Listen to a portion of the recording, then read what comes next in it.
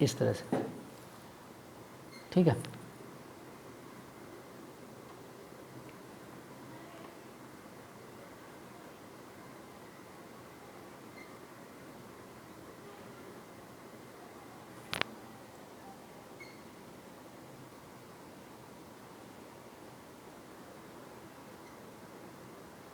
ठीक है, इस तरह से, और ऐसे ही यहाँ पर भी।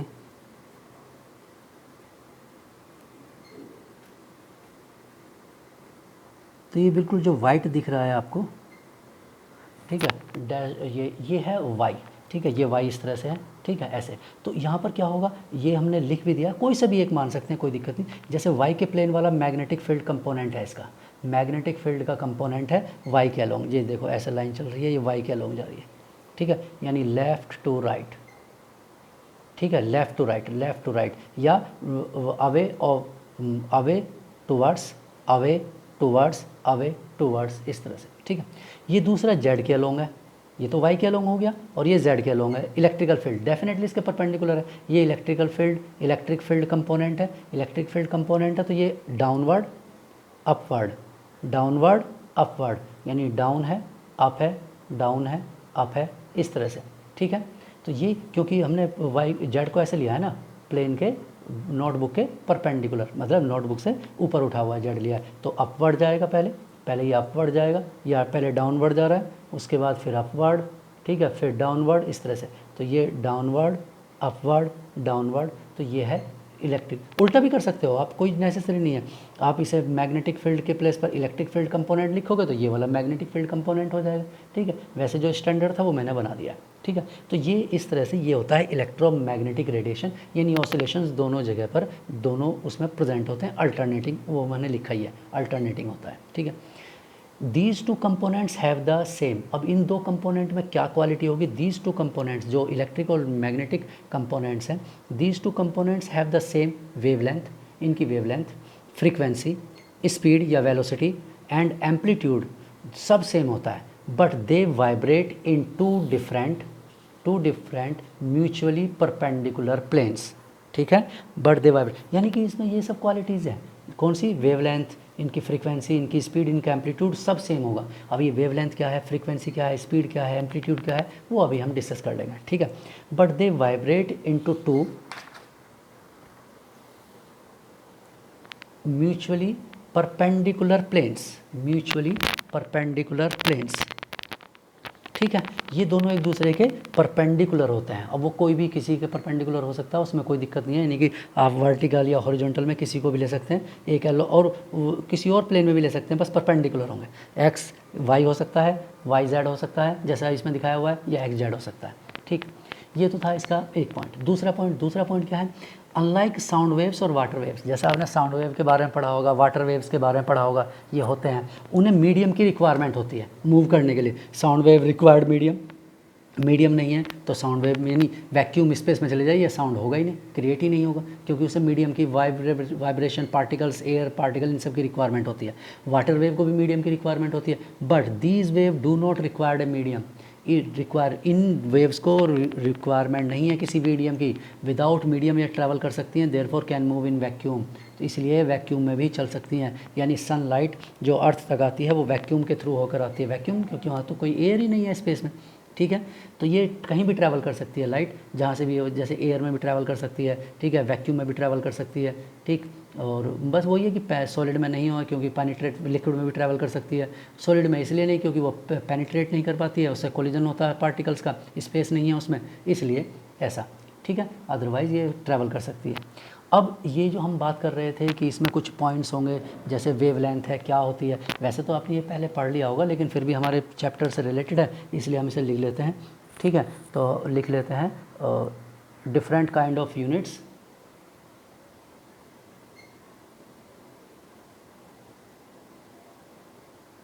डिफरेंट काइंड ऑफ यूनिट्स, ठीक है।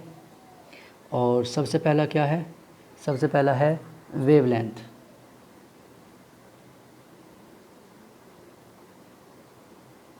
वेवलेंथ को लैम्डा से रिप्रेजेंट करते हैं, ठीक है। और होता क्या है, the distance between two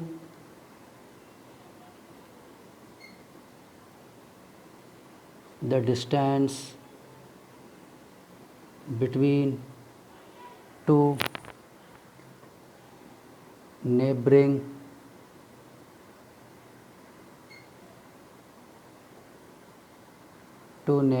crusts or troughs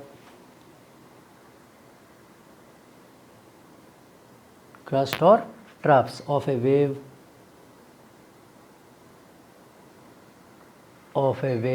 ठीक है, ये होता है डिस्टेंस बिटवीन, ठीक है, दो नियरेस्ट। जैसे अगर हम बात करें सिंपल एक लाइन प्रोपेगेशन और इसमें ये सिंपल वेव बना रहे हैं, ठीक है,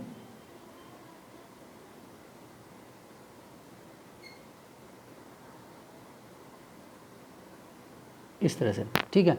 तो हमने ये क्रस्ट लिए हैं इसके, ठीक है, यहाँ से यहाँ तक ये होगा लैम्डा,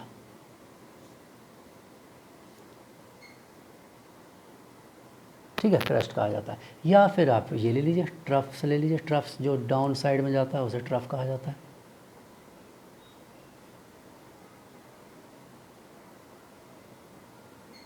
ठीक है। बस रफली बना रहे हैं डायग्राम, ठीक है। तो ये यहाँ से ये भी लैम्डा है, ये क्या है, ट्रफ्स,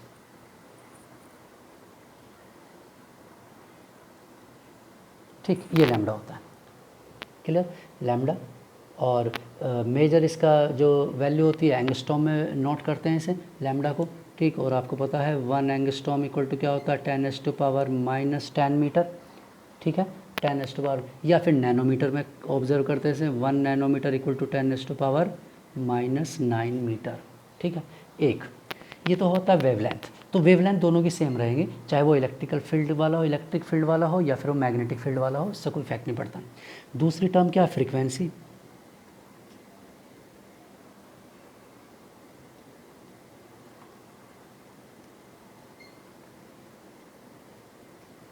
फ्रीक्वेंसी, ठीक है, फ्रीक्वेंसी को म्यू से रिप्रेजेंट करते हैं,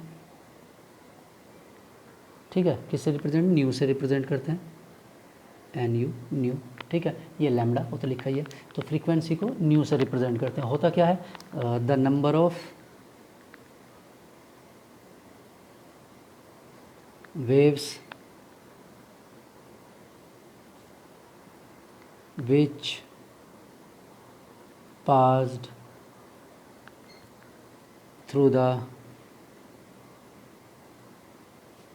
through a particular point in 1 second, ठीक है।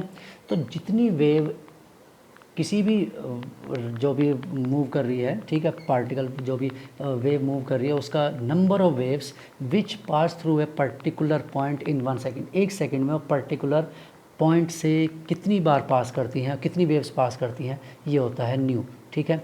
और फ्रीक्वेंसी को हर्ट्ज में भी नोट कर लेते हैं, ठीक है। और साइकिल पर सेकंड भी होता है, ठीक है। तो इसे न्यू को इसको क्या लिखते हैं, साइकिल्स पर सेकंड, ठीक है, साइकिल्स पर सेकंड, CPS, या मेनली तो इसे हर्ट्ज लिखा जाता है, ठीक है, HZ से रिप्रेजेंट करते हैं, ठीक है। हेनरिच हर्ट्ज साइंटिस्ट ने इसे ऑब्ज़र्व किया, इसलिए उसके नाम से, ठीक है, इसे लिखते हैं। तो हर्ट्ज की वैल्यू अगर हम वैसे तो कुछ उसमें यूनिट होती नहीं, मतलब ये खुद अपने आप में यूनिट है, तो हम इसे सॉल्व कर सकते हैं कि फ्रीक्वेंसी क्या होगी क्या नहीं होगी, ठीक है। फ्रीक्वेंसी का वेलोसिटी का वो रिलेशन होता ही है, ठीक है, वो तो आपको पता है, ठीक। तो वो अगले वाले उसमें मतलब वेलोसिटी वाले में लिख ही लेंगे, पता होगा फ्रीक्वेंसी इक्वल टू क्या होता है, frequency equal to C by lambda, frequency equal to क्या होता है, C बाई लैम्डा होता है, ठीक है। तो आप लिखना चाहें तो यहीं पर लिख सकते हैं, frequency equal to C by lambda, ठीक है। अगर हमें न्यूमेरिकल से solve, C is the velocity speed of light, c equal to, ये क्या होता है, speed of light in vacuum ही लेते हैं, ठीक है। वेलोसिटी या स्पीड ऑफ लाइट वैक्यूम में ही कंसिडर, वैसे ऐसा कुछ नहीं है, हम उसे अगर एयर में भी लेंगे तो स्पीड में चेंज शो नहीं करते हम। लाइट की स्पीड आपको पता है 3 × 10⁸ मीटर पर सेकंड होती है, ठीक है, 3 × 10⁸ मीटर पर सेकंड होती है, ठीक है। और ये वैक्यूम में होती है स्पीड, हम इसे एयर में भी यही स्पीड मान के चलते हैं, मतलब मीडियम का। हम केमिस्ट्री में तो इफ़ेक्ट नहीं लेते हैं, मैं फिर कह रहा हूँ फिज़िक्स में इफ़ेक्ट होता है, ठीक है, वो फिज़िक्स में पढ़ते हैं, लेकिन यहाँ फिज़िक्स के मैंने कहा था कुछ पॉइंट्स वैलिड नहीं होते हैं, यूज़फुल नहीं होते हैं, तो उन्हें नेगलेक्ट कर देते हैं, तो उन्हीं में से ये एक है, ठीक है। तो ये फ्रीक्वेंसी को अगर हमें सोल्व करना पड़े तो ये इस तरह से, ठीक। नेक्स्ट, तीसरा क्या है, स्पीड या velocity.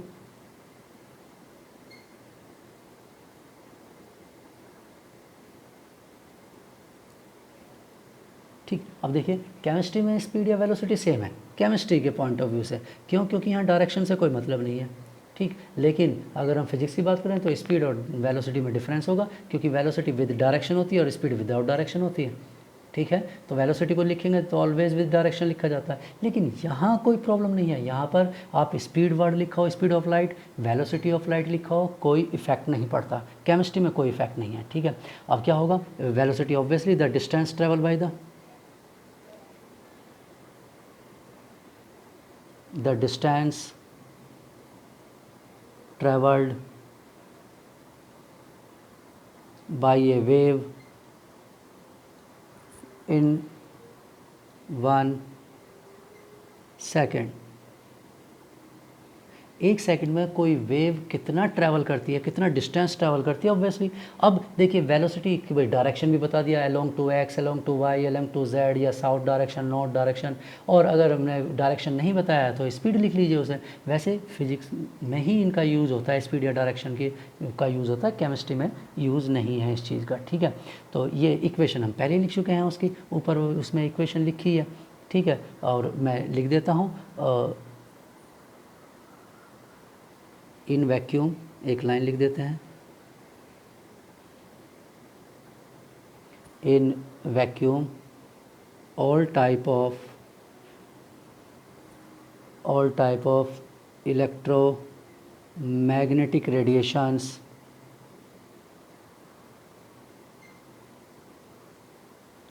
regardless of wavelength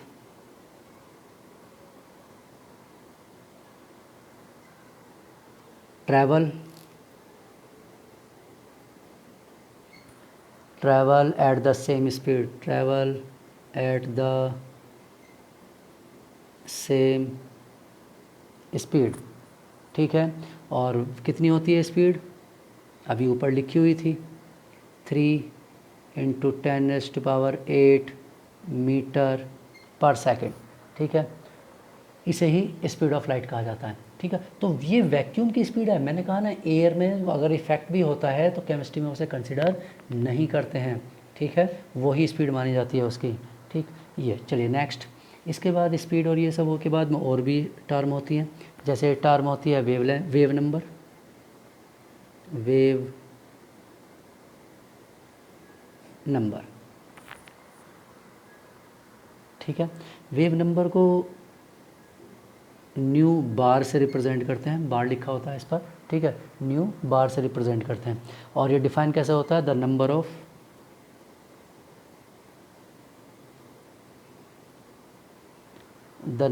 wavelength, the number of wavelength per unit length, per unit length में कितनी वेवलेंथ प्रेजेंट है, वेवलेंथ मतलब कितने लैम्डा प्रेजेंट हैं पर यूनिट लेंथ में, इसे कहा जाता है क्या, वेव नंबर, ठीक है। और इसकी वैल्यू की अगर बात करें तो ये न्यू बार इक्वल टू 1/λ, 1/λ के ये इक्वल होता है, ठीक है, 1 इज इक्वल टू द 1/λ, 1/λ के इक्वल होता है। और इसका यूनिट ऑब्वियसली क्या होगा, मीटर इन्वर्स या सेंटीमीटर इन्वर्स, ठीक है, मीटर इन्वर्स या सेंटीमीटर इन्वर्स के टर्म्स में लिखा होगा। ठीक, मैं इसलिए ये लिख रहा हूँ साथ साथ यूनिट्स वगैरह, क्योंकि यूनिट यूज़ होती हैं, कभी सेंटीमीटर यूज़ हो जाएगा, कभी मीटर यूज़ हो जाएगा, तो वो कन्वर्जेंस ध्यान रखना। ठीक है, नेक्स्ट इसके बाद एक टर्म है एम्पलीट्यूड।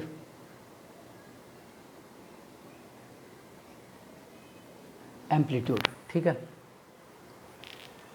ये जो हमने ये बनाया था इसमें एम्पलीट्यूड भी अवेलेबल है। एम्पलीट्यूड क्या होगा, यहाँ से इस पॉइंट से लेकर इस पॉइंट तक ये एम्पलीट्यूड है, ठीक है, या यहाँ इस पॉइंट से इस पॉइंट तक,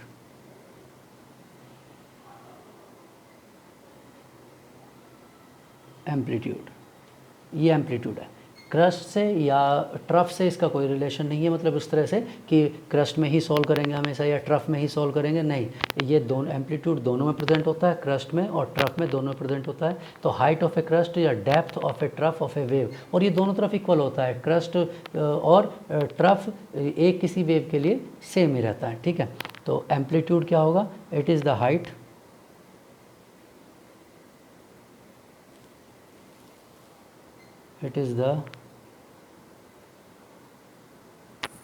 height of a crust or depth of a trough of a wave। तो आप दोनों में से कोई भी सॉल्व करें, क्रस्ट या ट्रफ, एम्पलीट्यूड क्या रहेगा। ठीक, अब इसे कुछ बुक्स में स्मॉल है, कुछ बुक्स में कैपिटल है ऐसे लिखा जाता है, कुछ बुक्स में स्मॉल ए से रिप्रेजेंट कर देते हैं या कुछ बुक्स में कैपिटल ए से भी रिप्रेजेंट कर देते हैं। Amplitude represent by small A और कैपिटल ए, ठीक है, और ये इंटेंसिटी ऑफ वेव से रिलेटेड होता है। Intensity of wave is directly proportional to the amplitude square. ठीक है, इंटेंसिटी ऑफ वेव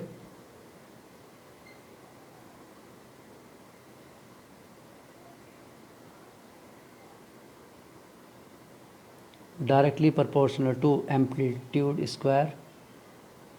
मैंने कहा ना स्मॉल ए या कैपिटल ए जो भी लिखा है बुक्स में उसके अकॉर्डिंग हमने लिख दिया है। ठीक है, ये होता है, और इन्हीं के बेस पर वेवलेंथ है, फ्रीक्वेंसी है, ठीक है, स्पीड, वेलोसिटी, वेव नंबर, तो जिन सब में ये क्वालिटीज़ प्रेजेंट है और जो किस में ट्रैवल कर सकती है, यानी इन्हीं क्वालिटीज़ के बेस पर क्या बनता है, इलेक्ट्रोमैग्नेटिक स्पेक्ट्रम बनता है। ठीक है, क्या बनता है, इलेक्ट्रोमैग्नेटिक स्पेक्ट्रम। ठीक है, मैं लिख देता हूँ,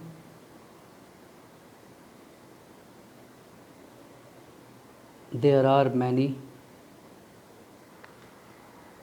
type of electromagnetic radiation, there are many types of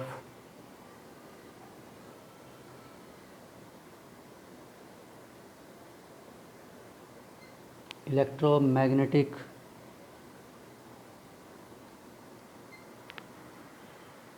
radiations which differ from one another, which differ from one another in wavelength। तो उनमें डिफरेंस किसका है, वेवलेंथ का डिफरेंस है, और फ्रीक्वेंसी,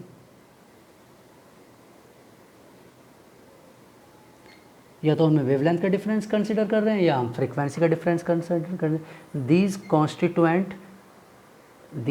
कॉन्स्टिट्यूट, ये सब जब कंबाइन करते हैं तो क्या बनाते हैं, दीज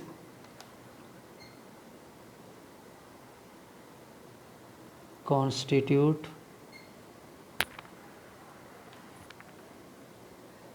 इलेक्ट्रोमैग्नेटिक स्पेक्ट्रम। ठीक है, इन सब को जब हम एक साथ मर्ज करते हैं, जितने भी क्या हैं इलेक्ट्रोमैग्नेटिक रेडिएशंस हैं जिनकी वेवलेंथ एक दूसरे से अलग है या फ्रीक्वेंसी अलग है, तो उनसे क्या बनता है, एक इलेक्ट्रोमैग्नेटिक स्पेक्ट्रम बनता है। ठीक है, इलेक्ट्रोमैग्नेटिक स्पेक्ट्रम। अब उस इलेक्ट्रोमैग्नेटिक स्पेक्ट्रम में आपको कुछ स्पेक्ट्रम्स मिलेंगे। कौन कौन से मिलेंगे? जैसे कॉस्मिक रेज, ठीक है, गामा रेज,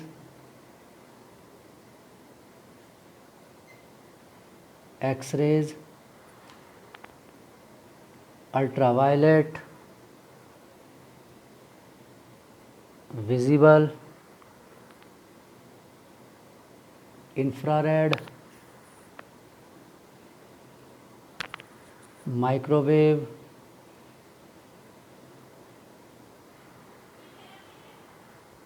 रेडियो वेव,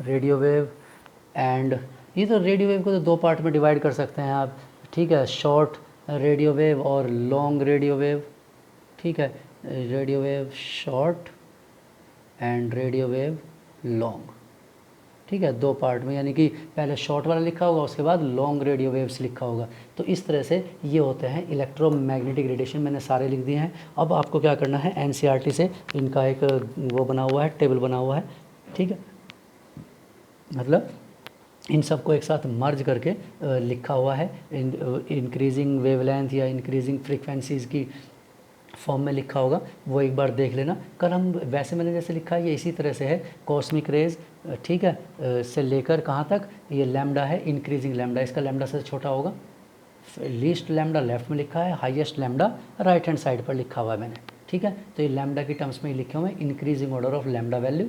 तो आप इसे एक बार उससे देख लें। क्यों, कभी कभी क्वेश्चन पूछ लेते हैं, वैसे जनरली तो नहीं पूछा जाता, लेकिन इनका यूज़ भी होता है। विजिबल के लेफ़्ट में कौन है, राइट में कौन है, ठीक है, मतलब किसकी वेवलेंथ ज़्यादा होगी, किसकी वेवलेंथ कम होगी, थोड़ा ये कहीं कहीं यूज़ हो जाता है न्यूमेरिकल्स में प्रेडिक्ट करने के लिए, ठीक है। तो इसलिए एक बार उसे ऑब्जर्व कर लेना, वो हम स्टडी करेंगे, ठीक। इसके बाद हम ये वेव ने, इसके बाद हम एक्सरे क्या है, एक्सरे थोड़ा सा इसके बारे में पढ़ेंगे, क्योंकि इसका यूज़ होगा दोनों चैप्टर्स में।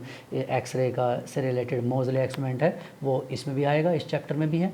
मोज़ले एक्सपेरिमेंट यूज़ होगा इसमें भी, एक्सरे क्या है वो बताने के लिए, और उसमें भी यूज़ होगा, पीरियोडिक प्रॉपर्टीज़ में भी इसका यूज़ होगा, पीरियोडिक प्रॉपर्टीज़ में भी, ठीक है। तो यहाँ तो न्यूमेरिकल भी आ सकता है, इसका ग्राफ भी आ सकता है, एक्सरे से रिलेटेड जो पॉइंट मैं बता रहा हूँ मोज़ले एक्सपेरिमेंट, और उसमें पीरियोडिक प्रॉपर्टीज़ में भी उसका रोल होता है, ठीक है, क्योंकि पीरियोडिक टेबल उसी पर बेस्ड है। Modern periodic table is based on Moseley experiment. तो और हमें पीरियोडिक टेबल तो पढ़ना ही है, पीरियोडिक प्रॉपर्टीज स्टडी करना है, ठीक है। तो इसका मतलब है कि हम वो मोज़ले एक्सपेरिमेंट एक्सरे से रिलेटेड पढ़ेंगे। इसके बाद हम ब्लैक बॉडी रेडिएशन, ठीक है, ब्लैक बॉडी रेडिएशन मतलब ये जो पार्टिकल इलेक्ट्रोमैग्नेटिक रेडिएशन से रिलेटेड और एक पॉइंट है पार्टिकल नेचर, ठीक, फोटो इलेक्ट्रिक इफेक्ट है, प्लैंक क्वांटम थ्योरी है, ठीक, हाइड्रोजन स्पेक्ट्रम है।